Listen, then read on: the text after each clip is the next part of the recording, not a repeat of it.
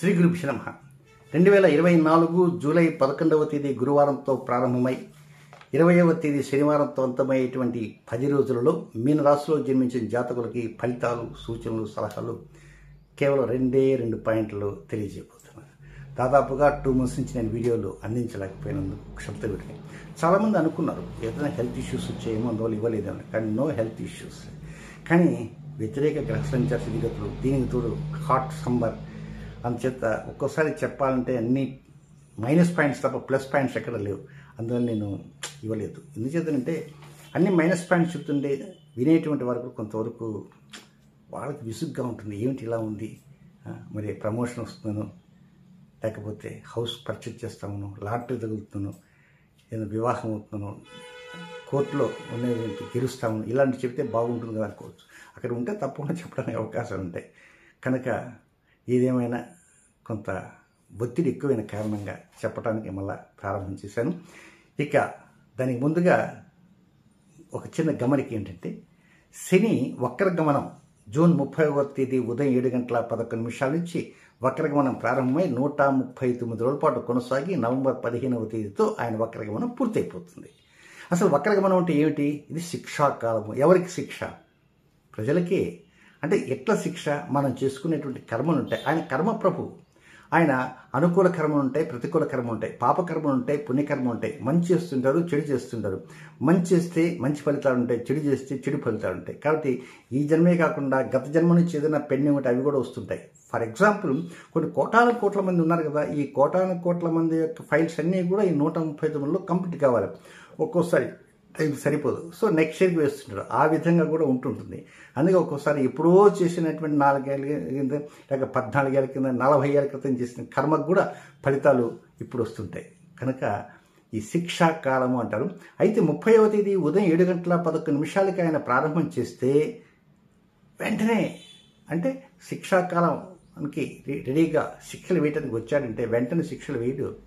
ఆయన స్థిమితంగా కూర్చొని కాస్త రెస్ట్ తీసుకొని అప్పుడు చిట్టాలు తీసుకుంటాడు. అది ఎప్పుడు తీసుకుంటాడు? జూలై నెల 16వ తేదీ మధ్యాహ్నం 11:19 భారత కాల ప్రకారం ఆ టైంకి ఆయన తీస్తాడు. తీసేదను ఎవరెవరు ఏ కర్మలు చేశారు, ఏమిటి, అవార్డ్స్ ఇవ్వనా, రివార్డ్స్ ఇవ్వనా, శిక్షలు వేయనా, పెనాల్టీతో ముగిద్దామా, ఇవన్నీ కూడా ఉంటాయి. కనుకనే కొంత శనిగ్రహ అనుగ్రహాన్ని పొందడం కోసంగా లాస్ట్ ఇయర్ కూడా నామాలు ఇవ్వటం జరిగింది. ఈ సంవత్సరం కూడా నామాలు ఆల్రెడీ ఇచ్చాను. మీరు ఎక్కడ చూస్తారంటే ప్రణతి టెలివిజన్ ఓపెన్ చేసిన తర్వాత పైన మెనూ బార్లో home, videos, shorts, next live అని, ఆ తర్వాత లైవ్ తర్వాత ప్లేలిస్ట్ అని, అది కమ్యూనిటీ అని ఉంటుంది. ఆ కమ్యూనిటీలో ఓపెన్ చేస్తే ఒక 5 or 6 days బ్యాక్ వెళ్తే అందులో మీకు కనబడతాయి 139 రోజులు పఠించాల్సినటువంటి నామాలు, హ్రీం బీజాక్షరానికి సంబంధించిన నామాలు. ఇంకా లోతులకు వెళ్తే కూడా దాంట్లో ఉన్నాయి. సో ఏతావాత చెప్పొచ్చేదంటే మరొక ముఖ్య గమనిక ఉంది. మీ రాశిలోనే జూలై 8వ తేదీ నుంచి మీ రాశిలో 3 నక్షత్రాలు ఉంటాయి. పూర్వభద్ర, ఉత్తరాభద్ర, రేవతి. అందులో ఉత్తరాభద్ర నక్షత్రం శని యొక్క నక్షత్రం. ఆ నక్షత్రంలోనే రాహు సంచారం ప్రారంభమైంది 8వ తేదీ నుంచి. ఆయన ఎప్పటిదాకా ఉంటాడు? 2025వ సంవత్సరం మార్చి 16వ తేదీ వరకు ఉంటాడు. అంటే నియర్లీ 8 months. ఈ 8 నెలలు ఆ రాహు సంచారం ఉంటుంది. దీనికి తోడు మరికొన్ని వ్యతిరేక గ్రహస్తులు, రవి శుక్రుల కలయిక ఈ జూలై 16 నుంచి నెలాఖరు దాకా, అలాగే కుజగురుల కలయిక అది జూలై 20 నుంచి నెక్స్ట్ మంత్ దాకా ఉంది. కనుక ఇవన్నీ కూడా కొన్ని వ్యతిరేక గ్రహ సంచారం కనుక కొంచెం జాగ్రత్తగా ఆచితూచి అడుగులు వేస్తూ చెప్పేటువంటి చిన్న పరిహారాన్ని పాటించడానికి ప్రయత్నం చేయండి. సో ఇక నెక్స్ట్ 2 ఫలితాలు ఉన్నాయి కదా, 2 పాయింట్లు.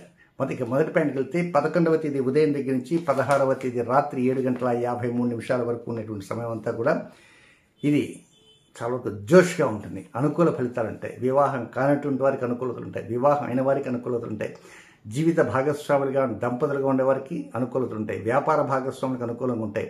ఏదైనా ఒక పని చేయాలని మీరు మరొకరితో కలిసి ఈ 4-5 రోజులు ఏదైనా పని మొదలు పెట్టారంటే ఆ 4-5 రోజులకు ఎలకాలం కాదు, అప్పుడు అనుకూలంగా ఉంటాయి. ఒక వెహికల్ పోతూ ఇద్దరు కలిసి వెళ్దాం అనుకున్న జాగ్రత్తగా వెళ్తారు, అప్పుడు కూడా వారికి అనుకూలతలు ఉంటాయి. కనుక దీంతో పాటు ఏదైనా చిన్నపాటి అనారోగ్యం ఉంటే అది తగ్గడానికి అవకాశం ఉంటాయి. మంచి మందులు, ప్రిస్క్రిప్షన్స్ దొరుకుతాయి. ఏదైనా మంచి సలహా ఇచ్చేటువంటి వైద్యులు కూడా దొరుకుతారు. రుణభారం తగ్గించుకునే ప్రయత్నం వస్తే చిన్నపాటి అనారోగ్యం కూడా తగ్గిపోతుంది. కాబట్టి రుణాలు, రోగాలు, శత్రుత్వాలు ఏదైనా ఉంటే అవి కూడా కొంత తగ్గుముఖం పట్టేటువంటి అవకాశాలు వస్తాయి ఈ 5-6 రోజుల్లో. సో దీంతో పాటు వివాహం కానటువంటి వారికి వివాహ యోగం తెరపైకి వచ్చేటువంటి అవకాశాలు ఉన్నాయి. ఎనీహో దాదాపుగా 54% తగ్గించి 63% దాకా అనుకూలప్రదంగా జరిగిపోతుంది 16వ తేదీ రాత్రి 7:53 వరకు. ఇది మొదటి పాయింట్. ఇక రెండవ పాయింట్కి వెళ్తే 16వ తేదీ రాత్రి 7:53 ప్రారంభమై 20వ తేదీ అర్ధరాత్రి వరకు ఉన్నటువంటి సమయం అంతా కూడా ఇది కంప్లీట్గా అన్ఫేవరబుల్. షేర్ మార్కెట్ మీద విజృంభిద్దాం అనుకునే వారికి మాత్రం షాక్ కొట్టింటుంటుంది. ఏదైనా ముఖ్య కార్యక్రమం సడన్గా ఆగిపోయే అవకాశాలు ఉంటాయి. ముఖ్యమైన ప్రోగ్రామ్స్ కావచ్చు, లేకపోతే ప్రయాణాలు కావచ్చు, కొంచెం ఇబ్బందులతో కూడుకున్నగా ఉంటాయి. తండ్రి వైపు వర్గీయ వాళ్ళు అంటే చిన్నాన్న కావచ్చు, పెదనాన్న కావచ్చు, మేనత్తలు కావచ్చు, ఇలాంటి వారితో ఒక్కోసారి చిన్న సొలవ వివేశాలు వచ్చేటువంటి అవకాశాలు వస్తాయి. లైఫ్ అడ్మినిస్ట్రేషన్ కొంచెం దెబ్బతినేటువంటి అవకాశాలు వస్తాయి. ఉద్యోగంలో కానీ, వ్యాపారంలో కానీ, వ్యవహారంలో కానీ, కొనుగోలులో కానీ మీరు అనుకున్నది ఒకటి అయ్యేది ఒకటిగా ఉంటుంది. కనుక 16వ తేదీ రాత్రి నుంచి, అంటే రాత్రి సమయం తీసేస్తే 17, 18, 19, 20 జస్ట్ 4 డేస్. ఈ 4 డేస్ కూడా కొంచెం జాగ్రత్తగా ఉండాల్సిన అవసరం. తొందరపడి ఆవేశంగా మాట్లాడి ఏదైనా పని కాలేదనుకోండి, నీ అంతు తీరుస్తాను, పని చేస్తావు చస్తావు, నేను డబ్బులు ఇస్తాను, నువ్వు పని చేయటలేదే అని అవతల వాళ్ళ మీదకి ఒంటి కాలిని వెళ్ళారంటే సమస్య ఎక్కువగా ఉంటుంది. వాహనం డ్రైవింగ్ చేసేటప్పుడు బ్రేక్స్ ప్రాపర్గా ఉన్నాయా, గాలి బాగుందా, లేకపోతే వెహికల్ ఇంకేమైనా ఇతర ప్రాబ్లమ్స్ ఉన్నాయా, ఇవన్నీ గమనించి లాంగ్ డిస్టెన్స్ వెళ్ళడానికి ప్రయత్నం అంటూ చేయండి. ఇక నెక్స్ట్ ఏంటంటే ఈ 10 రోజుల్లో 2 వ్యతిరేక సమయాలు అంటున్నాయి. ఆ 2 వ్యతిరేక సమయాలు ఎప్పుడెప్పుడు ఉన్నాయంటే 13వ తేదీ ఎప్పుడు 13వ తేదీ మధ్యాహ్నం 3:05 దగ్గర నుంచి 2వ రోజు 14వ తేదీ వేకుంజాము 4:19 వరకు ఉన్న సమయం కూడా ఇది అనుకూలప్రదమైనది కాదు. రొటీన్ కార్యక్రమం మాత్రం చక్కగా చేసుకోవచ్చు. కొత్త కార్యక్రమానికి శ్రీకారం చుట్టకూడదు. మనకు రెండవ వ్యతిరేక సమయం ఉంది, అన్ఫేవరబుల్ టైం. అది ఎప్పుడంటే 17వ తేదీ, ఆ రోజే పర్వదినం ఉంది, తొలి ఏకాదశి. మరి ఆ తొలి ఏకాదశి రోజున ఉదయాన్నే 8:54 ప్రారంభమై 17వ తేదీ రాత్రి 9:02 దాకా ఉంటుంది ఆ టైం అంతా కూడా అనుకూలప్రదమైనది కాదు. క్రొత్త కార్యక్రమాలకు శ్రీకారం చుట్టకుండా పాత కార్యక్రమాలు ఏదైనా ఉన్నా, రొటీన్ కార్యక్రమం ఉన్నా చక్కగా చేసుకోవచ్చు, ఇబ్బంది లేదు. అయితే ఇక్కడ గమనించవలసింది ఏంటంటే 16వ తేదీ ఆయన దేంట్లోకి వస్తాడు, చిట్టా తీసుకొని వాళ్ళకి శిక్షలు, అవార్డ్స్కి అవార్డ్స్, రివార్డ్స్ ఈ ప్రకారంగా ఆయన పనులు నిమగ్నం ఉంటాడు. కనుక మీరు 16, 17, 18, 19, 20 ఈ మొదటి 4-5 రోజుల్లో కొంతవరకు ఆ లలితాదేవిని ప్రార్థన చేస్తూ, ఆ లలితా త్రిశక్తికి సంబంధించినటువంటి 60 బీజాక్షర నామాలు ఉన్నాయి. చక్కగా ఆ బీజాక్షర నామాలను కూడా పఠిస్తూ ముందుకు వెళ్ళడానికి ప్రయత్నం చేయండి.